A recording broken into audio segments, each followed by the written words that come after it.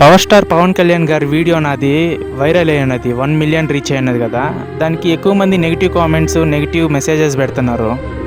నేను ఆ పొలిటికల్ పార్టీని ఉద్దేశించి నేను ఏమి వీడియో చేయలేదు. ఆ వీడియో చేయాల్సిన మెయిన్ రీజన్ ఏమంటే, ఆ రోజు నాకు చాలా టెన్షన్లో ఆ వీడియో చూస్తూ ఉన్నా. దాంట్లో ఉన్నది, ఆ కార్లో ఉన్నది పవర్ స్టార్ అని కానీ తెలియదు నాకు.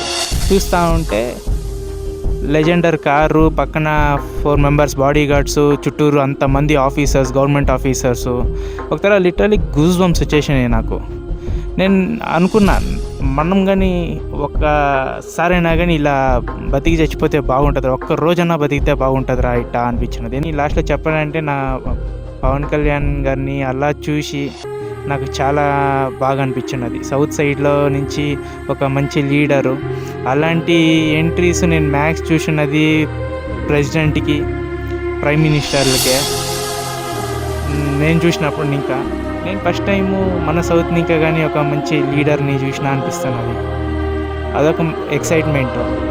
దాని నుంచి ఈ ఐడియా అనేది వచ్చినది. చాలా మంచిగా సపోర్ట్ చేశారు.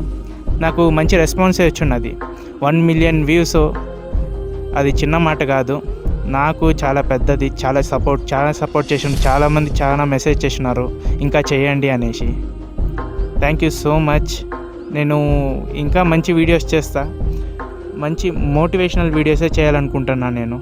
కాకపోతే ఎవరిని హర్ట్ చేయాలి, ఎవరిని చేయాలనే ఉద్దేశం లేదు నాకు.